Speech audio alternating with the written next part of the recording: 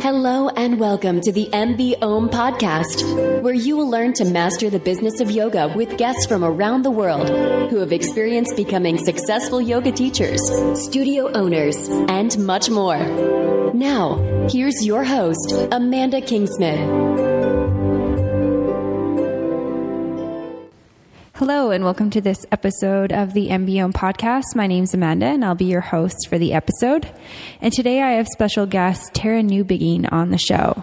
And Tara is a little bit different compared to some of the other yoga teachers that I've had on the show, because Tara came from a personal training and Zumba background and then completed her yoga teacher training years after she was already well into being a personal trainer as well as a Zumba instructor.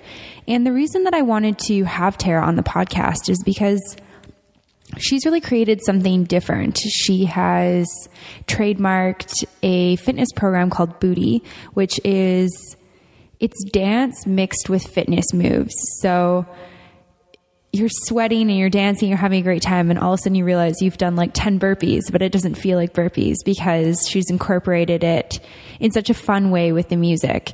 And it was really cool talking to Tara because she told me all about her background and how BooTy was born. And that's a really exciting story that I'm really excited to share with all of you listening out there. And what I really want listeners and yoga teachers or people who want to pursue a career in the fitness industry to understand is that there's so many options out there. And Tara is living proof that if you have a dream of creating something, just go and create it, because anything is really possible. So without further ado, here's Tara. So thanks so much for coming on the podcast. It's awesome to have you here with me today to talk about your sort of transition into creating your own fitness business and creating something that's pretty amazing and inspiring. I'd love to start by just hearing sort of your journey. Like, where did BooTy come from? Well, thanks for inviting me on the call, Amanda. Basically, it's been quite the journey in itself. BooTy wasn't something that I just woke up with one day and it happened. It's been an evolution for sure. I started teaching fitness when I was, maybe 17, 18, teaching fitness classes, boot camps. When I moved to Yellowknife, I started teaching Zumba, and that's when I started to really kind of take off in terms of loving to inspire people, loving to move people. I was teaching boot camps, Zumba, doing some small group personal training. And then over the years, I just kind of evolved in my own self of not being so afraid to create, not being so afraid to say what I had to say and make things up of what I personally believed was right.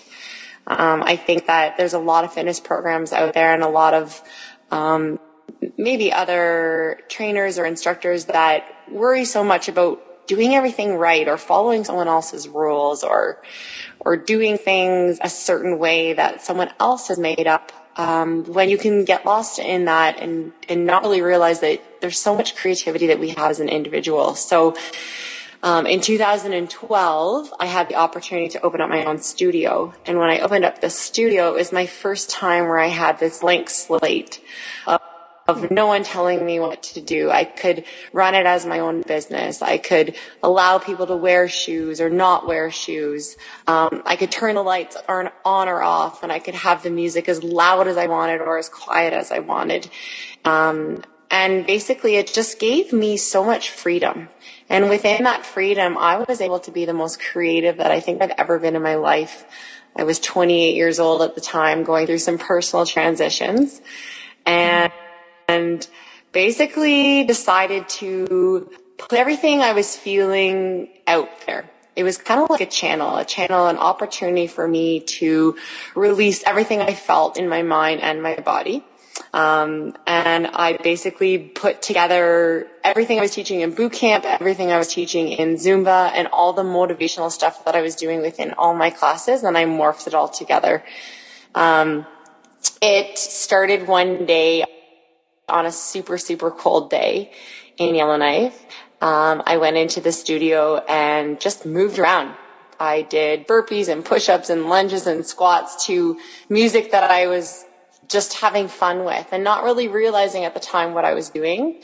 Until 2 hours later, I just had this whole rock out jam session by myself and thought, wow, this is super cool. This is like something I haven't worked out like this before. I'm having so much fun. I'm getting a great workout. I'm getting a good sweat on.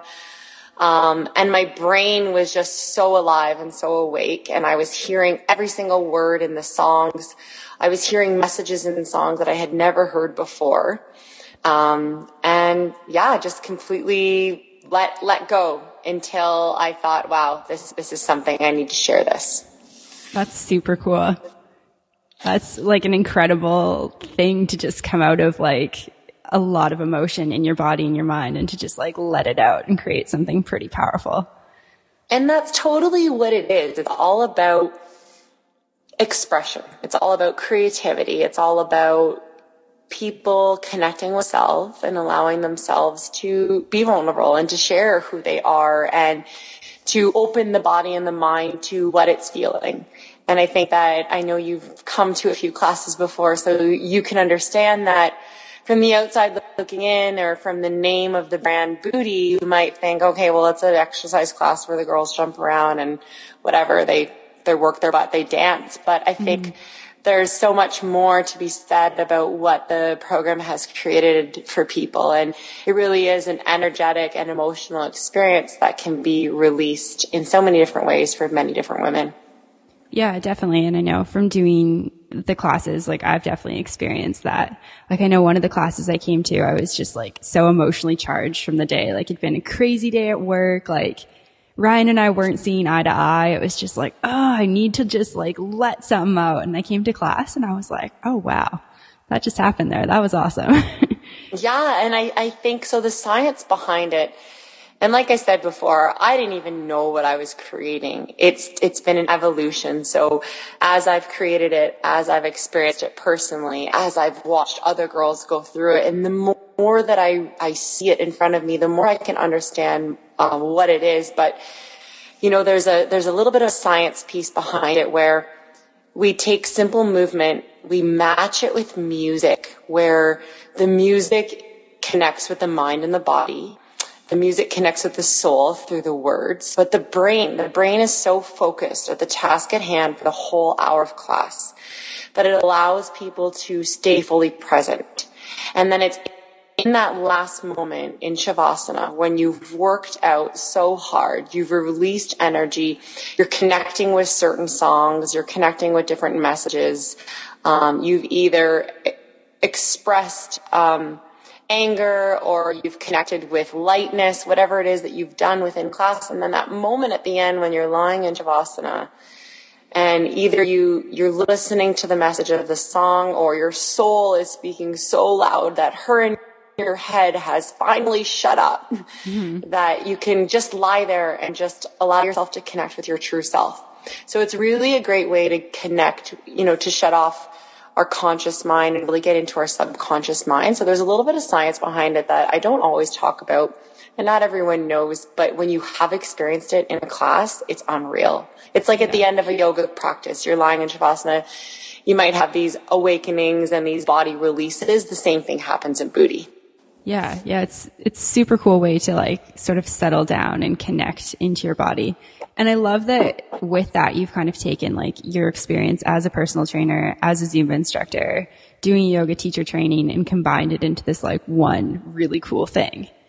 Yeah. And also too, it's like my diary. Like people that know me really well, or who have read my book or know a little bit about what my journey has been, a lot of the songs have a lot to do with experiences and moments and times that I've been through. So when I first started creating BooTy, I would just be hearing these songs and these messages and create something to it, which would help me shift through moments, shift through times, release some scars that were like stuck in my body that I needed to like let go of. And then now when I create, I listen to music and I think about, okay, what are some things that women struggle with? What are some messages? What are some things that I want them to feel, or that I know could be really beneficial for an emotional release for someone? And then I've started creating differently now, but at the very beginning, BooTy was totally my diary. BooTy was like my outlet, my energy projection in order for me to make it through so many tough times. But I am so grateful for it. And it's just kind of neat that I had been given that opportunity. And not only did it help me, the cool thing that I love the most about it is that I can sit back and see like, okay, it's helping other people too. Yeah. And I'm sure that's like one of the motivating things like along the way that's like, okay, I'm not going to stop. Like I'm going to keep going. Totally. When I see a girl lying in Shavasana crying, or when she messages me and tells me about, you know, a life situation that has been so powerfully, that has changed her because of the class, that's what makes me know like this is special. This is doing exactly what it's meant to be doing. Because it's more than just a fitness class. But people don't always realize that until they come experience it. Yeah, which is super cool. I know like from my own experience, like it's scary to put yourself out there and to share like an idea with people in your life. Did you find that you had a lot of really like supportive people in your life that are like, this is amazing? Or was kind of like trudging through molasses being like, guys, I'm doing this. Like I'm doing this. Yeah. So I guess my entire life I've always been a little bit creative and always have put myself out there. And it's not easy. It's definitely something that you have to be okay with. Not everyone's going to like you, and not everyone's going to enjoy what it is that you have to share, but you are going to have so many supportive people along the way. And I definitely did. Mentors in the fitness industry, friends and family. And honestly, if it weren't for Yellowknife, I would not be where I am today. You know, some of the women and the men in that community in town that supported me in everything that I came up with, every crazy idea, every mood that I had throughout the months of different creative moments. They always supported me, and they always made me believe in myself. And I have one mentor specifically that really helped me get to the next level, and he's in the fitness industry as well too, a pretty big leader in the industry, and made me believe that what I had created was special and that it had the potential to be more. But there are people that will try to bring you down for sure, make you feel crazy, make you not be able to push forward, but you got to really stay focused, and you got to believe in what it is that you're sharing. And if you focus on the one person that might hate you, or say some comment that's going to bring you down, then if you allow that to let you get down, then of course it's going to happen. But you have to keep focusing on the people that love it, the people that support you, and surround yourself around the people that want to be listening to what you're listening to, and the ones that don't, just kind of steer away, because either it's their own issue or they can teach you a lesson too. So take from them what it is that they have to say, or they're going to be kind of, I don't know what you want to call it, but if they're going to kind of pull you down or make you think that you're crazy, then kind of just take what it is and walk away, or put it in your back pocket as a little reminder. Yeah, no, that's great advice. Like, I feel like there's always going to be those people who are kind of, I don't know if it's like jealousy, or like they have things in their mind and they see you pursuing something and it's like they're held back by fear. Like, I'm not too sure what stimulates that, but I feel like there's always kind of those people who just refuse to support and refuse to acknowledge. And that's really great advice, because I feel like it can be hard too, especially, you know, if you were close with those people at one time and they're like, what are you doing with your life? Like, this is crazy. Yeah, you nailed it. You nailed it right on, right? But yeah, that one person or that one comment. You gotta not focus on that. And if you truly are doing something good and you do have a lot of people following and coming into your classes or enjoying the things that you have to share, then just keep focusing on that, because it does matter.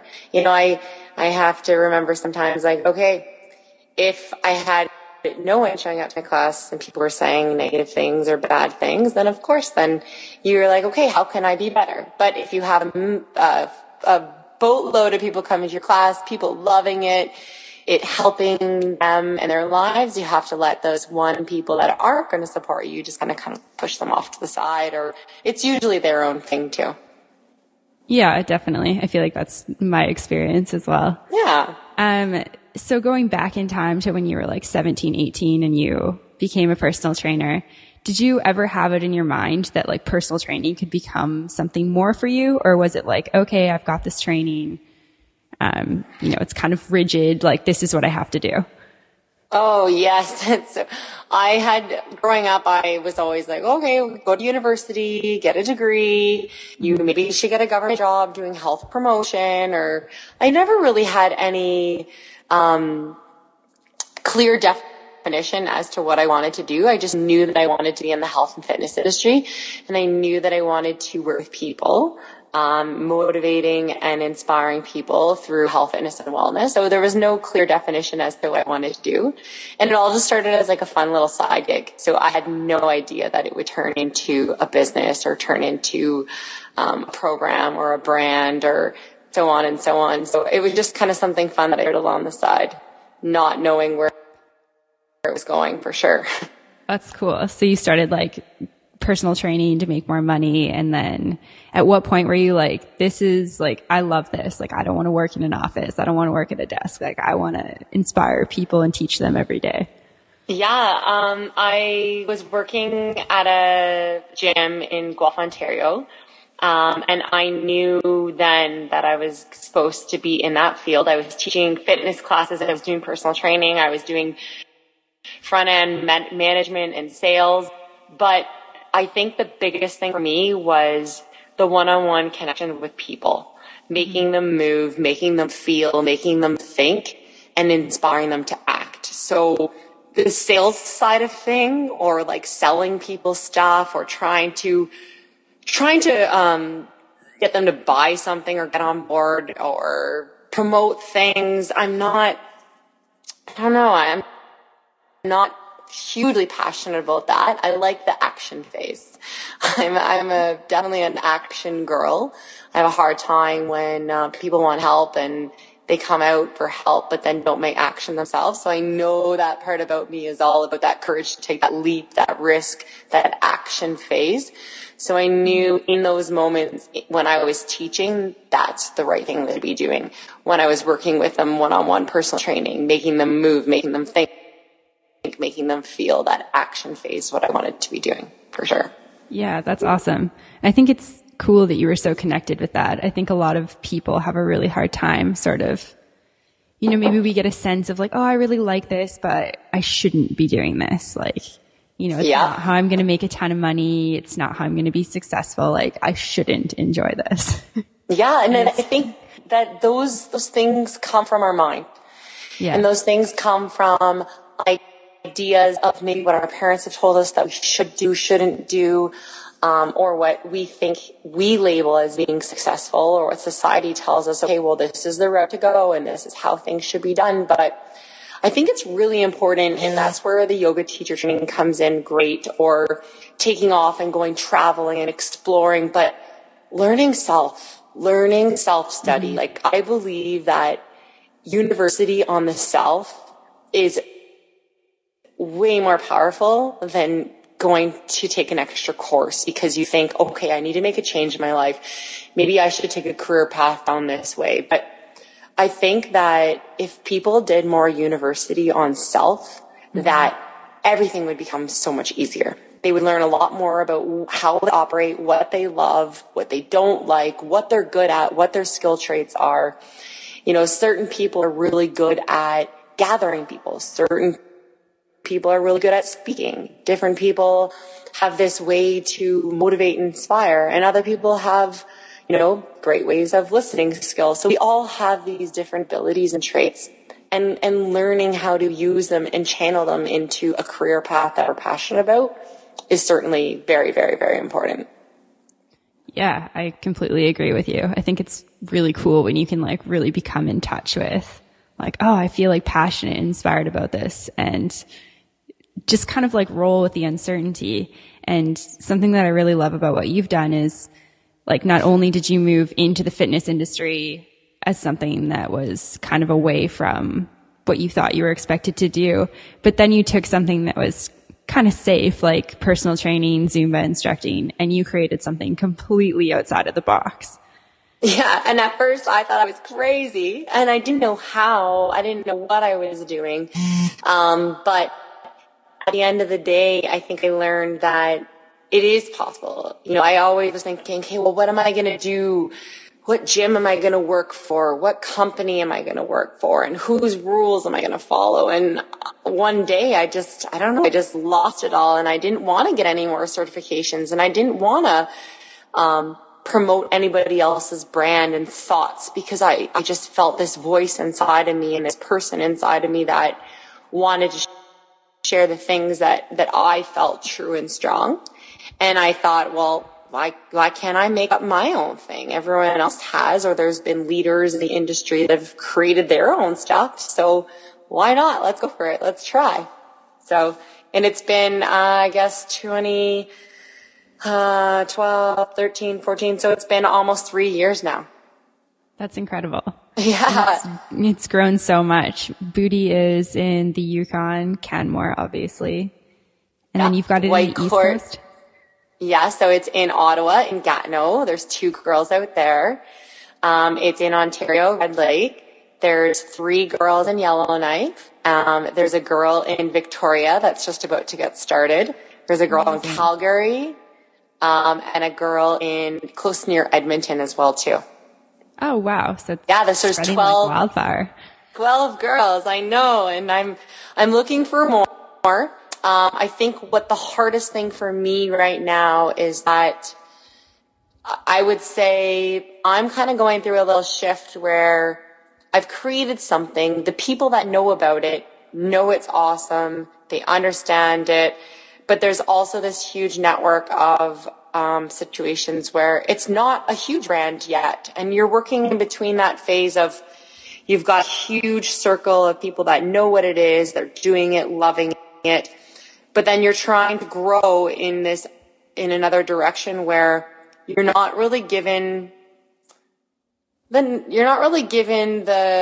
potential to be seen, or it's downplayed, or a gym might not understand, like, oh yeah, I'm going to add this extras class on this schedule, or, oh, I'm going to send an instructor to go do that teacher training. They don't really know what it is because it hasn't become a huge fad yet.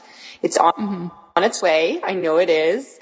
But it's like gaining awareness, gaining knowledge. Anything that when you create a fad, there's like that, it takes time. So it's just working with the knowledge that, okay, with time, it will get there. I know one of the girls is really struggling right now. She just did the certification and now she's having a hard time getting the gym and the club to understand, like, yeah, I just did a teacher certification. This is the brand. This is what it is. So it's that baby growth phase. Yeah, for sure. And as like the creator of it, has it been like hard to kind of like obviously you want to see it grow, but you want to see it grow as the brand that you've created it as.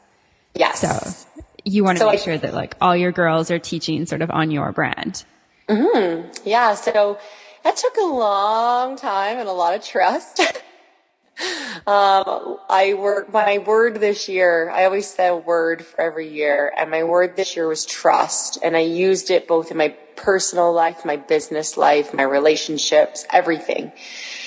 And it was a huge year for me. I went from being the only person to share this brand to certifying 12 girls, giving them my creation and letting them go with it. So it took a lot of time, and I definitely have a lot of kind of, I guess, I don't know if you want to call it controls or different ways to make sure that the brand stays true to it, like what it is.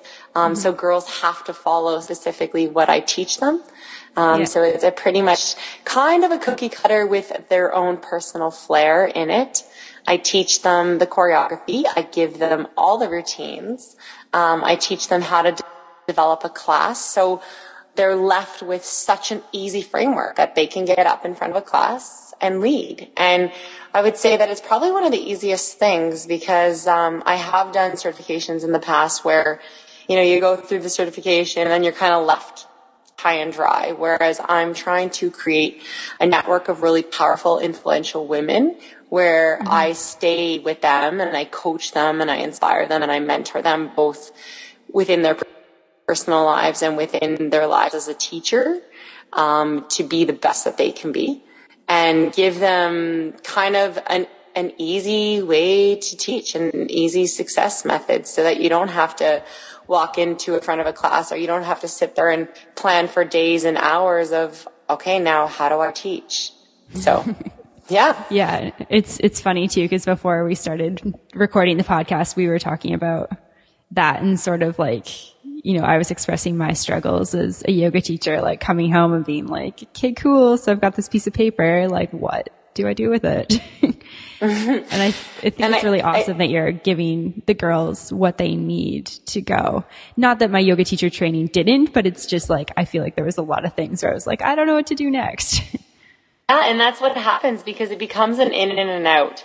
So they certify you and then there's not always that extra support at the end. And it takes a lot of vulnerability and a lot of guts to walk up in front of a class as a new certified teacher to deliver something, especially when you haven't done it a lot. And I think that that's it in itself, is to not be afraid to make mistakes, to not be afraid to, not be the best right away. But the more you get up there, the more you do it, the more you share, the more you learn, the more mentoring and support you have, the better teacher you can become. And really, truly, it's learning your own style. And I had a discussion with a friend a couple days ago. She's a new yoga teacher and very nervous to teach in front of her other colleagues, of course, as I always am and was. But when you are confident in who you are and what you have to share and how you deliver it, that's what's going to come across. And that's what's going to make you kind of find your own way to teach. And that's what I tell girls is BooTy's just a framework. It's just a structure. It's like a little bit of a cookie cutter. You're given the choreography, but it's the energy that you share with the people. It's your smile, it's your voice, it's the creation, it's the things that you have to say. It's all those extra little things on top that make it extra special. Yeah, that's great advice. And that's amazing advice for the listeners out there who are new to any type of fitness teaching, like personal training, yoga, maybe BooTy. Yes, anyone that wants to get certified. Yeah, we can definitely put a link for that in the show notes. If anyone is interested. I was going into sort of that idea of training. Is that like for somebody who's just fresh out of any type of fitness training, is that your biggest piece of advice for them? Like just, be confident, like go up there and just be confident in what you've got to offer, even if, what you've got to offer is really uncertain in your mind and kind of slippery. Oh yeah. Like I think that, and this comes back to what I know I like to do, is I'm an action person. So I like to get people in the uncomfortable. And if you say you're going to do something, do it. And I think that you learn the most when you're vulnerable. Mm-hmm. When you are vulnerable, you learn the most. When you can get up there and you can realize, okay, what are these thoughts in my head? What am I thinking? What am I feeling? Or when you can disprove the fear, that is the place of change. So when you can just prove to yourself, okay, well, what if I get up there and what if I say the wrong thing, or I don't know if I forget the sequence, whatever. If you can just get yourself up there in front of the crowd doing a couple of things. Even if you make mistakes, you're always going to learn from your mistakes, because mistakes are like little clues in life. Okay, well, what do I got to do next? Or, wow, I rocked that. I was really good at that. And then it gives you courage to do it again and again and again and again. But, you know, I always say, I throw my girls up there, lead a song, lead a song, lead a song. I don't care. I know you know it. You've been to class a million times. You watch the videos. You know that song off by heart. So I throw them up in class in front of everyone right away, but I'm there to support them. Yeah. So I think it's important that, you know, as a new teacher, you get yourself up in front of lots of different groups, but it's also very important that you feel comfortable. So maybe have a huge fan or lots of support, people that you know that love you and that will support you and you don't feel judged by, or those types of things, and have them be there as you kind of put them through an experience or put them through a class or work with them one-on-one. And once you gain confidence and trust in knowing that you're delivering something good, you're more likely to put yourself up in front of a crowd of anyone. Yeah, that's amazing advice. And that definitely resonates with me as a yoga teacher for sure. Yeah, because what's the worst thing can happen? You jump up in front of class and you start teaching, and you might make lots of mistakes and it might not be perfect, but heck, that's one step further than sitting around saying, yeah, I'm a yoga teacher and one day I'll teach, or I'm a fitness instructor and, I don't know, I just don't really have it in me right now to be teaching. But yeah, you just got to do it. Action. Yeah, totally. It's interesting too, because I think like a big aha moment for me as a yoga teacher was being in a class with a yoga teacher who had a lot of experience and hearing that person make a mistake and just being like, oh, whoops, did we just like miss that posture? Like, oh well, like we'll make up for it. Yep. And I was like, oh, they've been teaching for like 10 years and they're still just a human. We're all just human. And I'm sure you've been in BooTy and you've been in Shavasana when I play that song. Mm-hmm. We're only human, and we all make mistakes, and we're not perfect. And I think that BooTy was created out of a huge release on that topic, specifically of me completely losing my shit and sharing with everyone that we are human. We're not perfect. We're going to make mistakes, and be real, be you. Yeah, no, that's good advice for sure. That's like been one of my biggest learnings throughout like being a teacher. Oh, I lost you. There you go. Sorry. I was like, I thought I lost you there. Yeah. And I would say too, it's just practice, but the best practice you can have is just to go for it. For sure. Just kind of like get up there and do it. Yes. It's like after the first time being in front of a group of people, I feel like it just gets easier and easier the more you do it. It's kind of like that first hump where you're like, oh God, I'm terrified. Yeah. And you know, it's important to go into the game plan. If you're nervous, it's always great to go into the game plan. I still wake up at 5 a.m. to teach my 6 o'clock class because I like to make a game plan. This morning there were 32 people at my class, and thank goodness I was prepared and got up, had a coffee, woke myself up.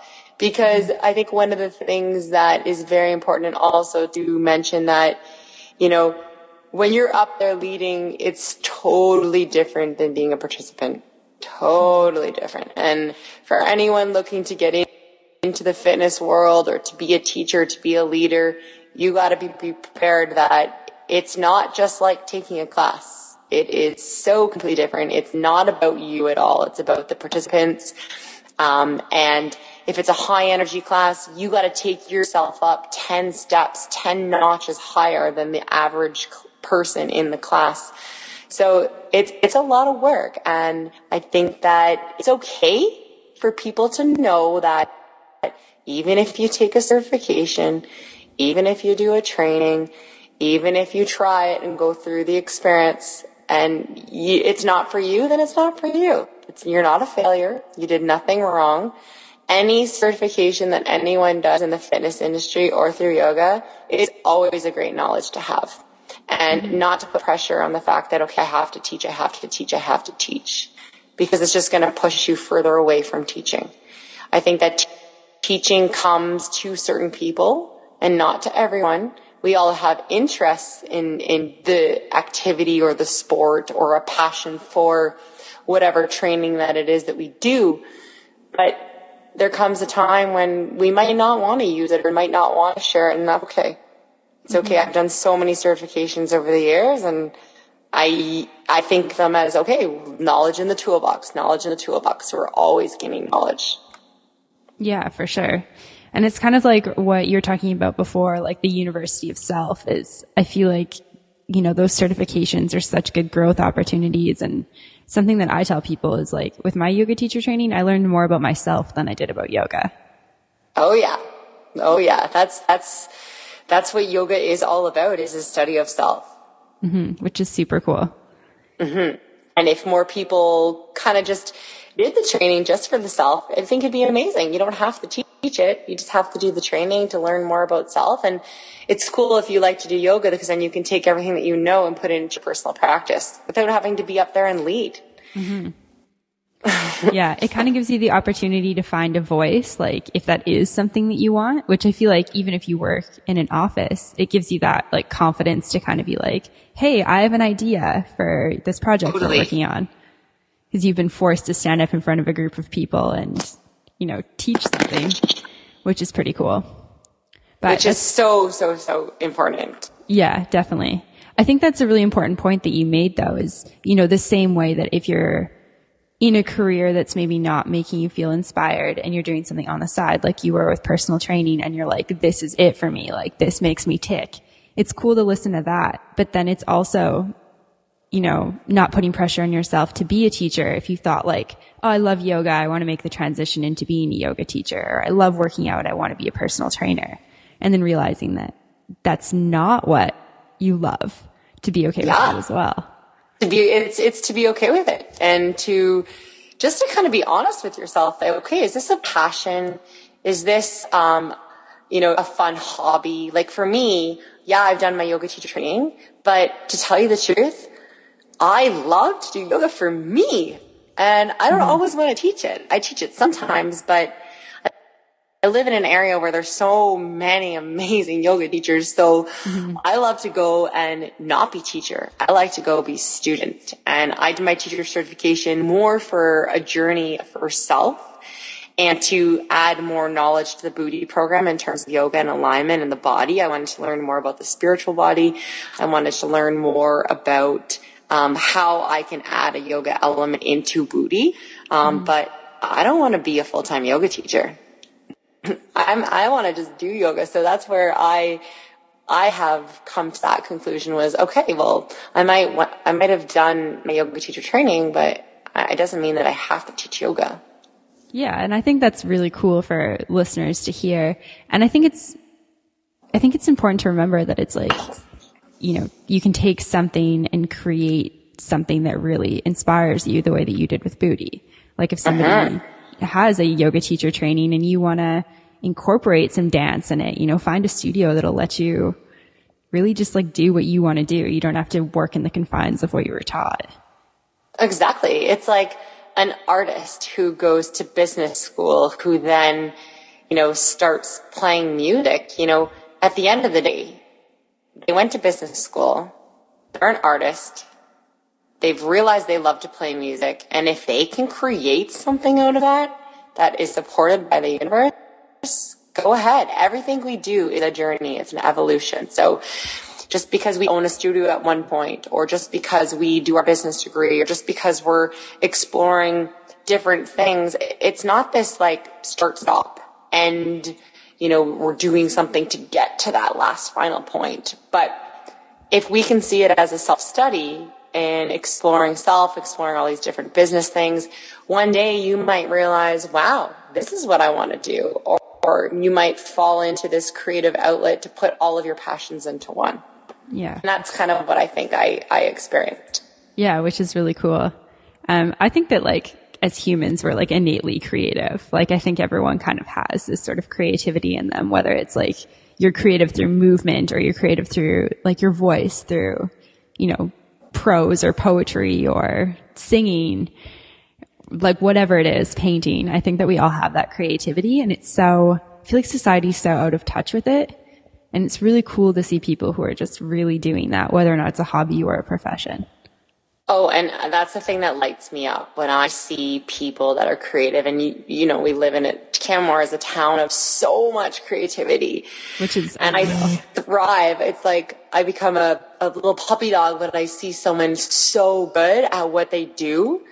It just gets to me, gets under my skin. And I think that more people are more creative than they give themselves. They're more creative than they actually think. But again, it comes back to vulnerability. How vulnerable are you going to be to allow yourself to be creative? Because you have to be okay with be okay with putting things out there. You have to be okay with, even though you sometimes think it's not good enough, but if other people do, you gotta share it. You gotta share it. So there's a couple different levels of being vulnerable. And I think that, if your creative source is loved by others, do not hold it in. Share it. I have a couple musician friends who are super, super, super creative. And over the past couple years that I've known them here in the Valley, I've seen them just flourish. So musically inclined or artistically inclined. And it's just beautiful to watch them take, wow, I just made that up.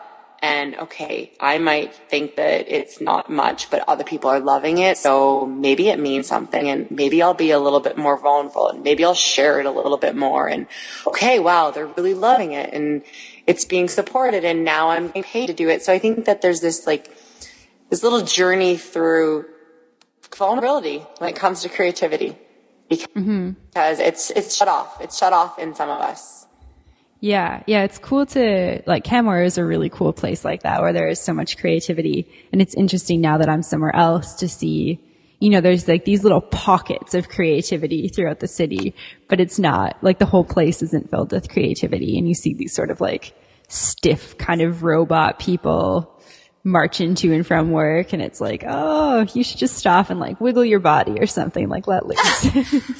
I think it comes from also, we're so structured and we're so told how to be, what to do. And it's like being in a little bit, I don't want to say the word prison, but we live in a society that we're just always being told what to do.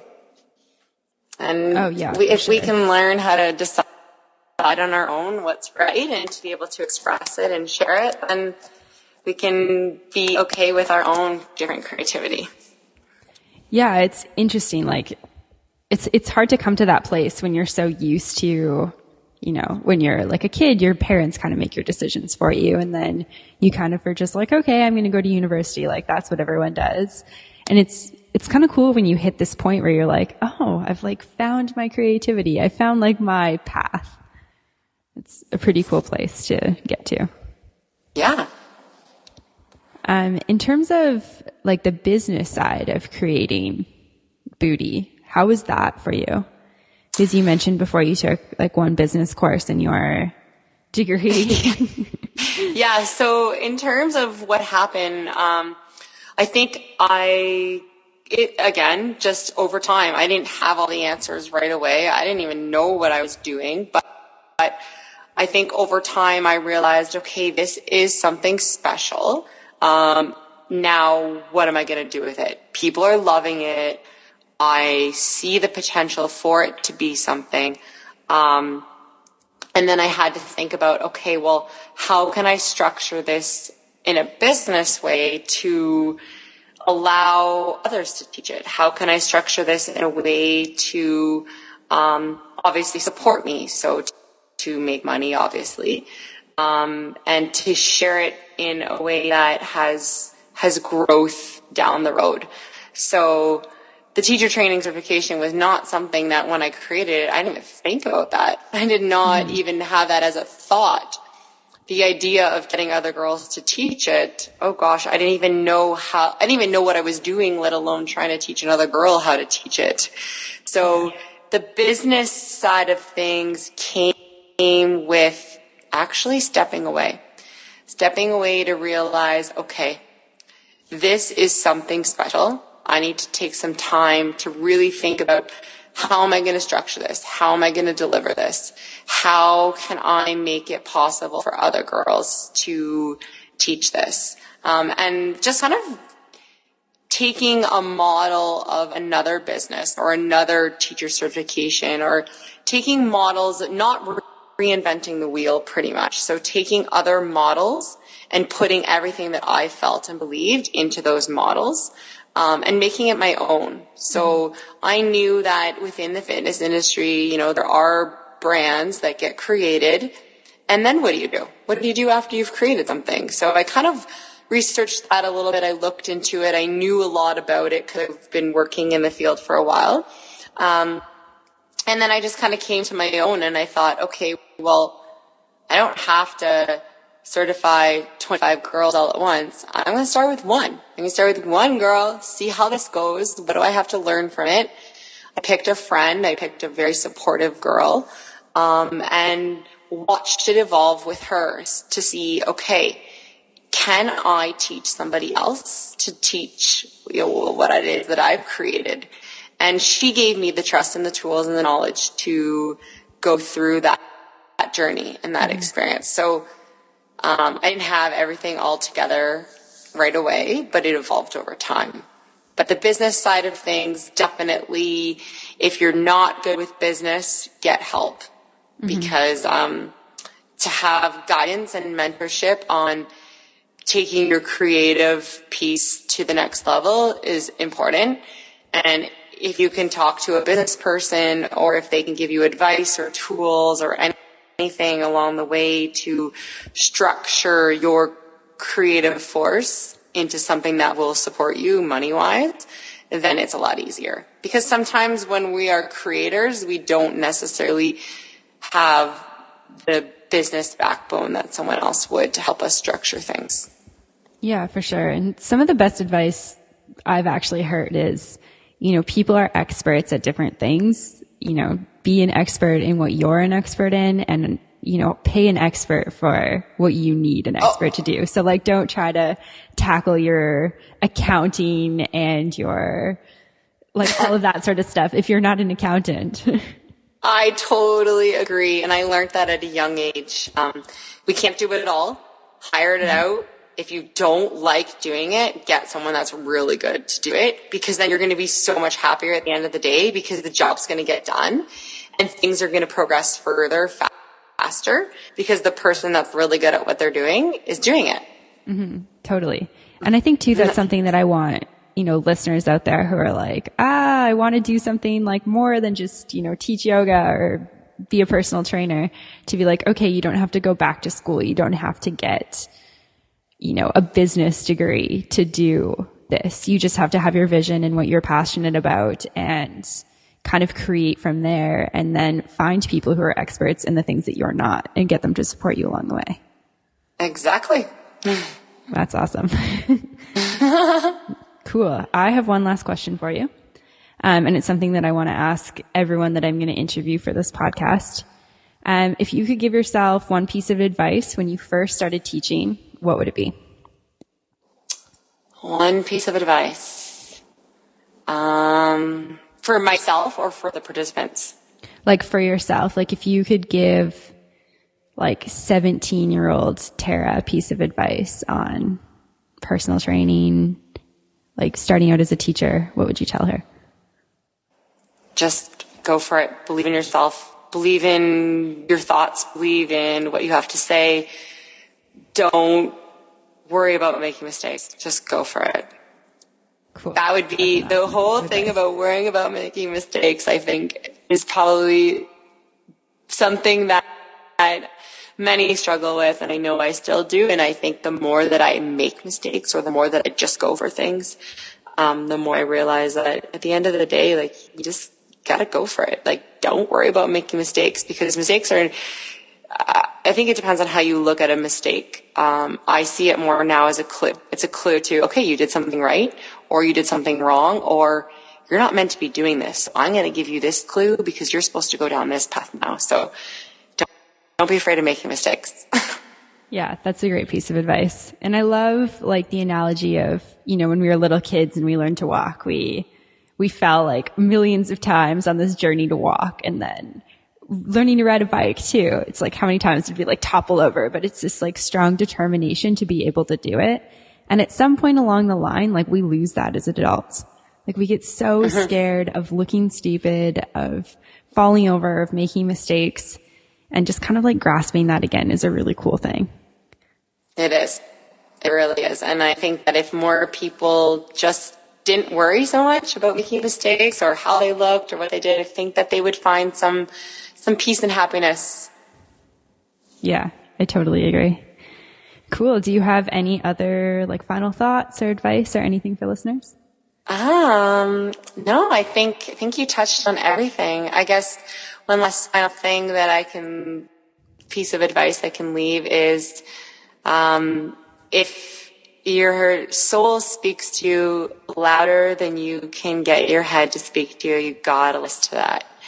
I think, within BooTy and within my retreats, we talk a lot about, connecting with our soul, connecting with our true self, ourself in our heart, not the self in our head. And the more we can find ways to connect to that person in our heart and our soul, that becomes our cheerleader or gives us the truth and knowledge of, what feels right, what doesn't feel right. How do I want to live my life? How do I not? Keep finding ways to let the soul speak louder than the head. Cool. I love that. Amazing. Well, we'll put links to your website and info about BooTy training on the show notes and whatnot so that everyone can go check that out. Thank you so much for being on the podcast. It's been so amazing to talk to you. Thank you, Amanda. And people can check out the website, and I think I'll be doing another teacher training in May. But like I said, if people are interested, reach out, because anything's possible and you can make it happen. So if that means there's a random girl that's so passionate and wants to get certified, we can find a way to make it happen. Cool. I love that. All right. Well, thank you. Thank you so much. Have an awesome day. Thank you. You too. It was great catching up with you. Bye now. Bye. So there's the interview with Tara Newbigging. For anyone who is interested in BooTy, she is based in Canmore, Alberta, but like she said, she has teachers all across the country in Canada. So check out her website at www.taranewbigging.com. That's Tara, NEWBIGGING.com. There'll be a link on the show notes as well at www.mbomyoga.com. And definitely check out her website if you're in the area where there's a class offered. It's super fun to just go and let loose. She's really come up with a fabulous concept. And if anyone's feeling inspired to do a teacher training, definitely check that out for sure. I think there's one coming up soon, and details will be on her website. And if you're enjoying the podcast, subscribe on iTunes, check out the website, once again, mbomyoga.com, and sign up for the newsletter. And stay in touch. Get the first updates on everything that's new and exciting with MBOM. If you want to contact me, my email is info@mbomyoga.com. And as always, thanks so much for listening.